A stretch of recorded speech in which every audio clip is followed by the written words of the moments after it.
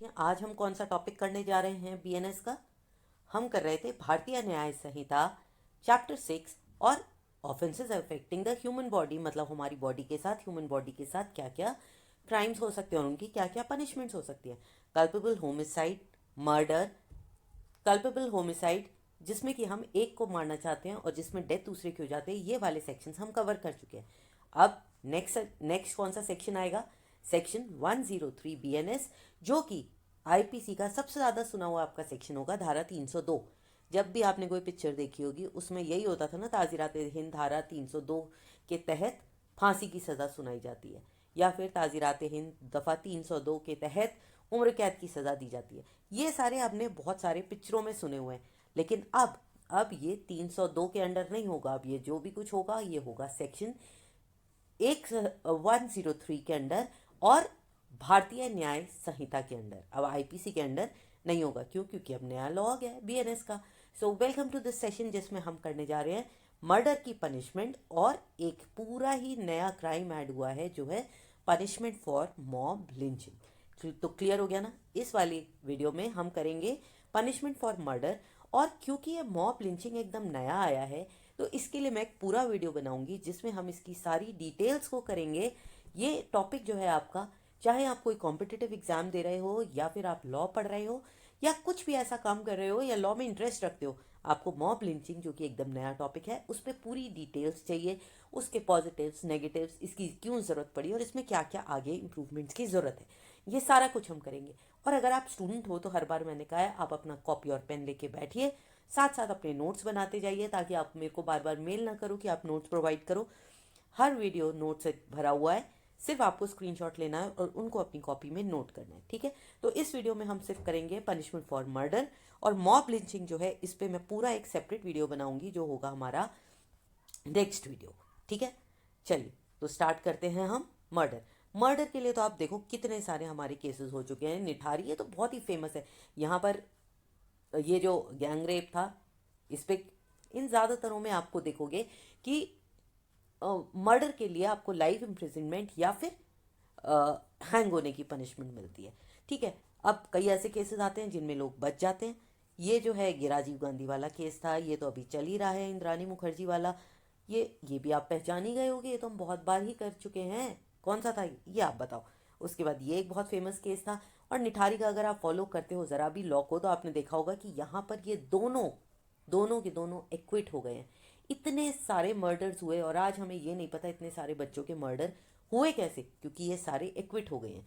तो ये किस तरह से हम कोर्ट में फाइट करते हैं कि किसी को पनिशमेंट हो, पनिशमेंट हैंग होने का होगा, मतलब डेथ पनिशमेंट मिलेगा, या उम्र कैद की पनिशमेंट मिलेगी, या कोई बच जाएगा, किस तरह से केस को फाइट किया जाए, ये सारा कुछ हम इस वीडियो में एक बार को ज़रूर डिस्कस करेंगे।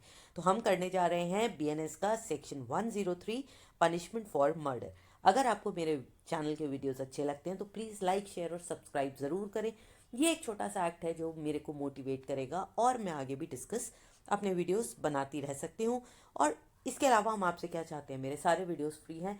ये मेरा आपसे हमेशा का कमिटमेंट है कि मेरे वीडियो को देखने के बाद आपको भारतीय न्याय संहिता के लिए एटलीस्ट कहीं भी नहीं जाना पड़ेगा। बिल्कुल कॉम्प्रिहेंसिव और कंप्लीट वीडियोस हैं। चलिए स्टार्ट करें। सेक्शन 103, इसमें हम क्या डील करेंगे? Punishment for murder. तो इसमें अब हम देखते हैं, इसमें दो पार्ट, इसके दो सब सेक्शंस हैं। पहला सब सेक्शन ये कहता है कि हुएवर, किसको मिलेगी ये पनिशमेंट? जो भी मर्डर का क्राइम पनिश करता है उसको या तो डेथ पेनाल्टी मिलेगी या फिर इम्प्रिजनमेंट फॉर लाइफ। तो यहाँ पर कौन कौन सी पनिशमेंट हुई? पहली पनिशमेंट हो गई डेथ की, दूसरी कौन सी हो गई? लाइफ इम्प्रिजनमेंट की, और तीसरी कौन सी हो सकती है? तीसरी कोई पनिशमेंट नहीं है, इन दोनों के साथ फाइन है। क्लियर? तो पनिशमेंट कौन सी है? या तो डेथ होगी या लाइफ इम्प्रिजनमेंट होगी, और इन सब के साथ फाइन भी हो सकता है। जैसे कि ये सेक्शन 302 में थी आईपीसी के, यहाँ पर बिल्कुल सब कुछ सेम है, सिवाय इसके कि यहाँ पर एक सब सेक्शन ऐड कर दिया गया है जो कि उसमें नहीं था। अब ये सब सेक्शन कौन सा है जिसमें हम पनिशमेंट देते हैं मॉब लिंचिंग की? जैसा कि मैंने आपको पहले बताया था, इसकी डिटेल्स हम अगले में करेंगे, लेकिन मॉब लिंचिंग क्या है? कभी भी जहाँ पर भी कोई ग्रुप में जहाँ 5 से ज़्यादा लोग एक साथ acting in concert commits murder, मतलब 5 या 5 से ज़्यादा लोग एक साथ मिलकर किसी का मर्डर करते हैं, किस ग्राउंड पर? Race, caste, community, sex, place of birth, language, personal belief या ऐसी किसी एक कारण के लिए किसी का मर्डर करते हैं तो इसमें हर एक मेंबर को, ध्यान दीजिए, हर एक मेंबर को पनिशमेंट दी जा सकती है, जो कि डेथ या लाइफ इम्प्रिजनमेंट हो सकती है, और इस सब के साथ फाइन भी। तो जो पनिशमेंट मर्डर की है वही पनिशमेंट मॉब लिंचिंग की होगी। मॉब लिंचिंग का मतलब जहाँ 5 या 5 से ज़्यादा लोग किसी एक ऐसे रीज़न के लिए, रीजंस आपको इसमें बताए गए हैं, जो कि हो सकता है race, caste, community, sex, place, इनमें से किसी का भी अगर मर्डर करते हैं तो उनको वही पनिशमेंट मिलेगा जो मर्डर के लिए मिलता था। अब यहाँ पर देखो, सेक्शन 302 जो है आईपीसी में कब इनैक्ट हुआ था? 1860 में लॉर्ड मैकॉले ने ऐड किया था, और इसका कई बार अमेंडमेंट किया जा चुका है। और अब एक और अमेंडमेंट हुआ, और ये अमेंडमेंट नए क्रिमिनल लॉज जो कि हैं भारतीय न्याय संहिता, उसमें किया गया है। तो एक बार फिर से देखते हैं कि सेक्शन 103 सब सेक्शन 1 क्या कहता है कि अगर किसी ने भी किसी को मारा है, मर्डर किया है, हत्या किया, आपको याद है हमने क्या किया था? हमने किया था कल्पेबल होमिसाइड किया था। ये कल्पेबल होमिसाइड का मतलब क्या था? मतलब जानते हुए किसी का मर्डर करना, जहां पर लायबिलिटी डिसाइड होगी। ये दो तरह का था, नॉट अमाउंटिंग टू मर्डर और मर्डर, ये दो थे ना। अब नॉट अमाउंटिंग टू मर्डर हम अगले वीडियोस में करेंगे। यहाँ पर हम किस में कर रहे हैं? जो कि था अमाउंटिंग टू मर्डर, जहाँ पर नॉलेज भी है और इंटेंशन भी है। तो हम यहाँ पर किसको डिस्कस करने वाले हैं? Amounting to murder. तो ऐसे केस में जहाँ पर मर्डर हुआ है वहाँ पर सिर्फ दो पनिशमेंट्स बन सकती हैं। पहली है डेथ सेंटेंस और दूसरी है लाइफ इम्प्रिजनमेंट। तो कोर्ट जो है ये डिपेंड करता है, जब आप कोर्ट वहाँ पर फाइट करते हो, कि उसको कैपिटल पनिशमेंट दिया जाएगा, जो कि अब तक की सबसे सिवियर पनिशमेंट है हमारे लॉ में, या फिर लाइफ इम्प्रिजनमेंट दिया जाएगा। तो जहाँ पर कोर्ट जो है डेथ सेंटेंस नहीं देता, वहाँ पर वो लाइफ इम्प्रिजनमेंट दे सकता है, जहाँ जिसका मतलब क्या है कि कोई भी आदमी अपनी पूरी बची हुई जिंदगी में जेल में रहेगा। इसमें यह नहीं है कि 14 साल या 21 साल, वो व्यक्ति पूरी जिंदगी जेल में रहेगा। लेकिन यहाँ पर पैरोल दिया जा सकता है कई बार, और डिस्क्रिशन होता है जुडिशियल और सर्कमस्टेंशियल जुडिशियल डिस्क्रिशन पर। उसकी जो पनिशमेंट है, अच्छी लाइफ जो उसने जेल में अगर बहुत डिसिप्लिन लाइफ गुजारी है, तो ये पनिशमेंट कम की जा सकती है, ठीक है। लेकिन लाइफ इम्प्रिजनमेंट का ये मतलब ये होता है कि वो पूरी अपनी बाकी की ज़िंदगी जेल में गुजारेगा। अब ये कम हो जाती है, पैरोल मिलता है, ये कब पता चलेगा आपको? जब हम आगे करेंगे कहीं पर, तो आपको ये भी पता चलेगा कि इन दोनों में फ़र्क क्या है। प्लस फाइन, ठीक है। तो इसमें फाइन भी हो सकता है, वो तो हम पहले भी कर चुके हैं। चलिए, अब जो भी जना, क्या मतलब था? जो भी जना किसी की डेथ इंटेंशन और नॉलेज के साथ कॉज करता है, या फिर कोई ऐसी बॉडीली इंजरी कॉज करता है नॉलेज के साथ, तो वो मर्डर है। ये कौन से सेक्शन में हमने करा था? चलो मुझे कमेंट सेक्शन में बताओ ये कौन से सेक्शन में हमने करा था। ये मैं आपको पहले भी करा चुकी हूँ। इसको मैंने दोबारा से सिर्फ क्यों लिखा है? ताकि आप मर्डर और culpable homicide not amounting to murder पे डिफरेंस कर चुके। तो मर्डर क्या था? इंटेंशन से जब हम डेथ कॉज करते हैं, या इतनी ग्रीवियस इंजरीज कॉज करते हैं जहां पर मर्डर हो सके। और कोर्ट को ये बियॉन्ड रीजनेबल डाउट होना चाहिए कि ये जो मर्डर हुआ है ये अनलॉफुल किलिंग है, और इसमें रिक्विजिट मेंसरिया। मेंसरिया मतलब नॉलेज और इंटेंशन। जब कोर्ट को पता चल जाता है कि बिल्कुल मेंसरिया भी था, उसका नॉलेज भी था, ये तब ही ऐसा होता है कि वो उसको डेथ पनिशमेंट देता है। इसकी डिटेल्स मैंने अपने पूरे वीडियो में करी हैं, जहाँ पर हमने मर्डर के बारे में बात किया है, वहाँ पर मैं इसके बारे में पूरा वीडियो बना चुकी हूँ। अगर आपको कहीं भी डाउट हो तो आप मेरा वीडियो देख लेना, यहाँ पर मैं उसको पिन कर दूंगी, और डिस्क्रिप्शन में आपको वो पूरा मिल जाएगा, ठीक है। ये मैं पहले भी बता चुकी हूँ। ये कब हुआ था? लॉर्ड मैकॉले ने इसको इनैक्ट किया था। अब चलिए, मैंने अभी क्या बताया? ये कोर्ट को बिल्कुल श्योर होना चाहिए कि ये जो मर्डर है ये मर्डर होगा या culpable homicide not amounting to murder होगा। अब ये कैसे डिसाइड होता है? तो क्या क्या डिफेंस जो है, जिसने कोर्ट में जिसने मर्डर किया है वो क्या क्या डिफेंसेस लेता है, या उसका लॉयर जब कोर्ट में लड़ता है तो वो क्या क्या इंटेंशंस लेता है। तो सब्जेक्ट ये डिसाइड कौन करता है? लीगल स्क्रूटनी में ये प्रूफ करनी चाहिए, और जो कॉमन डिफेंसेस जो एक्यूज लेता है, ताकि उसका सेंटेंस कम हो सके। मर्डर में तो दो ही सेंटेंस है ना, लाइफ इम्प्रिजनमेंट और डेथ। तो अगर कोई जना इन दोनों से बचना चाहता है तो उसको अपने आप को डिफेंड करना पड़ता है कि मैं मर्डर करना नहीं चाहता था, मुझे नहीं पता था ये मर्डर हो जाएगा। तो उसमें पहला क्या होता है? Lack of intention. दूसरा क्या होता है? Self defence. तीसरा प्रोवोकेशन। चौथा है एलिबी, और पांचवा है मेंटल इलनेस। अगर आप मेरा मर्डर वाला वीडियो देखोगे तो उसमें आपको पता भी चल जाएगा कि उसमें 5 एक्सेप्शंस आपको दिए हुए थे। तो उन्हीं एक्सेप्शंस को डिफेंस में प्रूव करना होता है। पहला क्या है, लैक ऑफ इंटेंशन, कि मेरा मर्डर करने का कोई इंटेंशन नहीं था, ये जो मर्डर हुआ है ये एक एक्सीडेंट है या फिर एक मिस्टेक है, गलती से हो गया, ठीक है। सेल्फ डिफेंस क्या है, कि मेरे को वो मारना चाह रहा था और खुद को बचाने के लिए मुझे उसका मर्डर करना पड़ा। और यहाँ पर एक्यूज को क्या प्रूव करना होता है कि ये जो डेथ है उसको मारना बहुत ज़रूरी था, अगर मैं उसे ना मारता तो वो मुझे मार देता। ये सेल्फ डिफेंस है। प्रोवोकेशन क्या है, मतलब मैं तो बात कर रहा था या एक सिंपल सी बात कर रहे थे और लड़ते लड़ते मतलब एकदम से जो है वो सडन एक्शन था और उसने, सामने वाले ने मुझे प्रवोक किया, मतलब मेरी फैमिली को कुछ कहा या इतना ज़्यादा मुझे प्रवोक किया कि मैंने उसका मर्डर कर दिया। जो नानावटी वाला केस था उसको भी हम आगे करेंगे।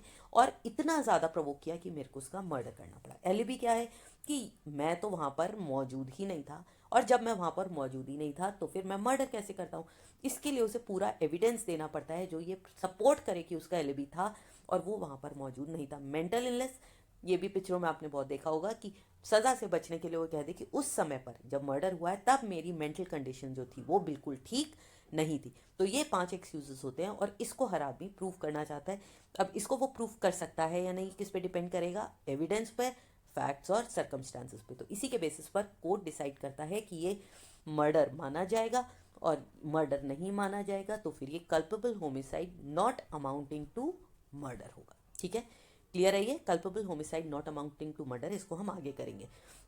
तो बहुत ज़रूरी है कि आप सब ये समझ जाओ कि मर्डर और culpable homicide not amounting to murder का फ़र्क क्या है। कल्पेबल होमिसाइड जहाँ पर किसी ह्यूमन बीइंग की पनिशमेंट हुई है, और कल्पेबल का मतलब उसके लिए कोई जना लायबल है और उसको पनिशमेंट मिलेगी।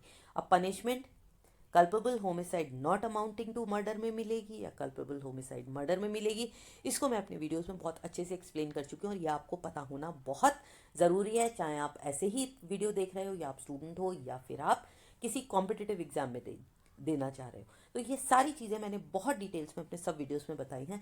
अब एक बार देखते हैं कॉन्स्टिट्यूशनल वैलिडिटी ऑफ सेक्शन 302। ये 302 था आईपीसी का, जो कि अब हो गया है 103 बीएनएस का। तो जब हम कॉन्स्टिट्यूशनल वैलिडिटी की बात करते हैं, ये एक बहुत इंपॉर्टेंट एस्पेक्ट है जिसे मेरे को लगा कवर करना बहुत ज़रूरी है। तो जब भी इसकी करेक्ट वैलिडिटी देखते हैं तो ये है कि बहुत सारे लोग ये कहते हैं कि डेथ पेनाल्टी होनी चाहिए या नहीं होनी चाहिए। बहुत लोग ह्यूमन राइट्स वाले कहते हैं इसको हमें हटा देना चाहिए। तो कई बार ये क्वेश्चन उठा कि क्या ये कॉन्स्टिट्यूशनली वैलिड है, क्या ये हमारी वैल्यूज़ के साथ जाता है या नहीं। तो एक बार थोड़ी सी इसकी हिस्ट्री देख लेते हैं। 1918 में Bachchan Singh versus state of Punjab, इसमें क्या हुआ था, जुडिशियरी को एक एग्जामिन करने के लिए कहा था ये और जगमोहन के केस में फाइनल हो गया था, जिसमें चैलेंज किया गया था कॉन्स्टिट्यूशनल वैलिडिटी ऑफ सेक्शन 306। इसमें जगमोहन के केस में क्या कहा गया था कि 302 जो है ये वैलिड नहीं है, क्योंकि हमें आर्टिकल 21 ऑफ द कॉन्स्टिट्यूशन ये हमें राइट देता है, राइट टू लाइफ। तो अगर मेरे को कॉन्स्टिट्यूशन राइट टू लाइफ देता है तो फिर इसकी कॉन्स्टिट्यूशनल वैलिडिटी कैसे है। मेरे को अगर जिंदा रहने का अधिकार है तो ये 302 जो है मेरी राइट टू लाइफ को चैलेंज करता है। तो कोर्ट ने ये कंफर्म किया कि 302 जो है कॉन्स्टिट्यूशनल है और ये किसी के पर्सनल राइट्स और लिबर्टीज को इन्फ्रिंज नहीं करता। इसमें वो ये कहता है कोर्ट कि ये किस पे फोकस करता है, ये फोकस करता है ऑफेंस पर, जो क्राइम हुआ है ये उस पे फोकस करता है, ना कि परपिट्रेटर जिसने क्राइम किया है। तो क्रिमिनल पे नहीं फोकस कर रहा, हमारा काम क्या है, क्रिमिनल पे हम फोकस नहीं कर रहे, हमारा काम क्या है, क्राइम पे फोकस करना। और जब हम क्राइम पे फोकस करते हैं तो ये जस्टिफाइबल है कि 302 दिया जाए। जिसको आपने मारा है, मान लीजिए ए ने बी का मर्डर किया है, तो बी को भी तो था ये सेक्शन आर्टिकल 21 में, इसको भी तो राइट टू लाइफ था, इसका भी तो राइट टू लाइफ लिया गया है। और ये जो है पनिशमेंट है, और ये पनिशमेंट दिया गया है, ये राइट आर्टिकल 21 के राइट टू लाइफ को फोरफीट नहीं करता, उसको वायलेट नहीं करता, और इसीलिए ये कॉन्स्टिट्यूशनली वैलिड है। तो यहाँ पर ये डिसाइड हो गया था। अब सेक्शन 302 के कुछ बहुत इंपॉर्टेंट लैंडमार्क केसेस करें।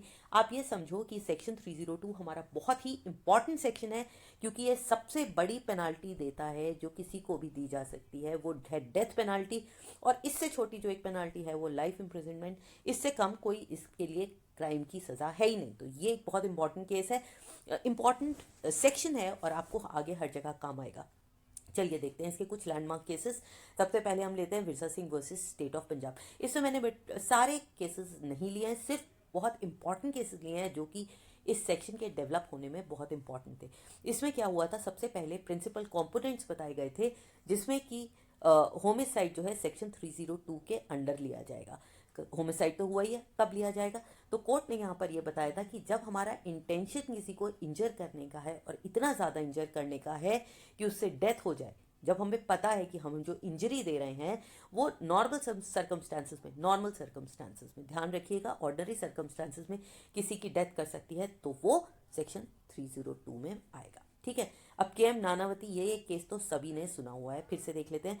इस सिचुएशन में एक क्राइम जो है वो बहुत इमोशंस के अंडर लिया गया था और इसको इन्वेस्टिगेट करते पे बहुत सारी चीज़ों पे डिस्कशन हुआ था। तो इसमें जो है ये इम्पॉर्टेंट फैक्टर जो डिस्कस हुआ था कि प्रोवोकेशन का जो डिफेंस है वो किस लेवल तक माना जाएगा और कब ये प्रोवोकेशन का जो डिफेंस है ये नहीं माना जाएगा। तो कोर्ट ने यहाँ पर गाइडलाइंस दी थी कि प्रोवोकेशन के केस में कब हम इसको सेक्शन 302 में लेके जाएंगे और कब हम culpable homicide not amounting to murder में लेके जाएंगे। इसको भी मैंने अपने पिछले वीडियो में बिल्कुल क्लियर किया हुआ है, जहां हमने पुराने वाले सेक्शन 299 और 300 को पढ़ा था। अब प्लीज़ उस वीडियो को देख लेना, ये बिल्कुल क्लियर हो जाएगा। फिर एक जो लैंडमार्क केस था वो था बचन Singh versus state of Punjab, जिसको मैंने आपको अभी पीछे बताया था। इसमें बिल्कुल ये क्लियर किया गया, ये एक माइलस्टोन केस था, इसने हिस्ट्री बनाई थी, क्योंकि यहाँ पर ये डिसाइड किया गया था कॉन्स्टिट्यूशनल वैलिडिटी और कैपिटल पनिशमेंट, जैसा कि मैंने आपको पहले ही बताया।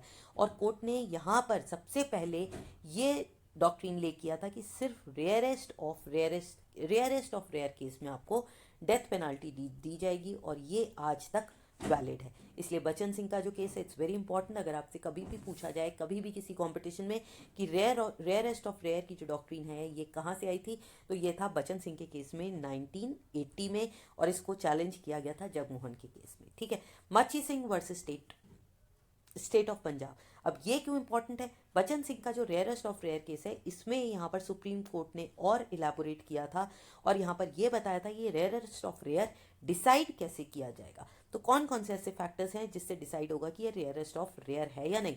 तो इसमें क्या है, मोटिव ऑफ क्राइम क्या था, नेचर ऑफ मर्डर क्या था, क्या बहुत क्रूअल था, क्या बहुत ही हीनियस था, उसकी सिवियरिटी कैसी थी। जैसे आप याद करो निर्भया केस में क्या नेचर था उसका, कितना सिवियर था, मतलब कितना हीनियस, कितना मतलब ह्यूमन ही नहीं था वो जो मर्डर किया गया, एनिमल लाइक क्राइम था, एनिमल्स भी नहीं करते ऐसा। तो तब आप डिसाइड करते हैं कि डेथ पेनाल्टी इम्पोज की जाएगी या नहीं। तो मच्छी सिंह के केस में इस पे और इलेबोरेट डिस्कशन हुआ था।